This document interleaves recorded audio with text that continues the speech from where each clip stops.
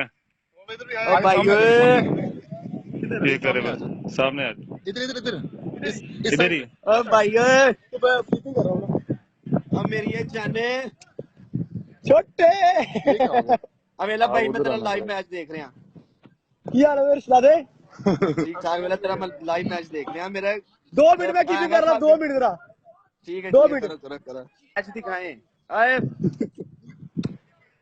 आए मेरी जान। भाई वेला मैं इंग्लैंड तो तेरा मैच देख रहा शहजादा मेरा वीर, शहजादा मेरा वीर भाभी ना होना है। बेगम आंदी तमूर मिर्जा कोड उधर सोच रहा मैं ये फेसबुक मैच पे है ना मैं मेरे। अगे भाई का ना आया मैं कहा फड़ो भाई फड़ो अच्छा और सुनाओ ठीक ठाक बढ़िया किधर मैच रिक्वेस्ट स्टार्ट हो रहे थल्ले ने? कीते ने मैं अच्छा फिर जा रही है नहीं ਉਹਨੂੰ ਹੁਣ ਉਹਨੂੰ ਹੁਣ ਹਸਨ ਜਿਹੜਾ ਨਾ ਇਹ ਹਸਨ ਅਸਲੀ ਨਹੀਂ ਹੈ ਵੀ ਤੇ ਫਿਰ ਵਿੱਚ ਲੋਕਾਂ ਨੇ ਇਹਨੂੰ ਗਵਾਹੀਆਂ ਦਿੱਤੀਆਂ ਨੇ ਕਿ ਵਾਗੀ ਹਸਨ ਅਲੀ ਆ ਗੱਲ ਕਰਵਾ ਤਮੂਰ ਦੀ ਕਿੱਦਾਂ ਸਟਾਰਟ ਹੋ ਰਹੇ ਨੇ ਮੈਚ?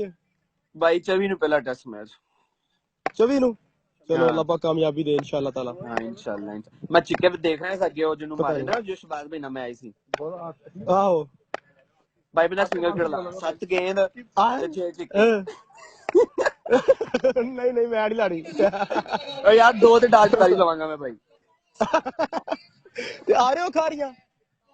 खारियां हाँ आ रहे हैं ਚਲੋ ਆਓ ਆਓ ਤੇ ਇਨਸ਼ਾਅੱਲਾ ਮੁਲਾਕਾਤ ਹੋਏਗੀ। हाँ उत्थे इंशाल्लाह मुलाकात होएगी ते किदों वारी किन्ने हो रह गए ने 3 घंटे हैं बस।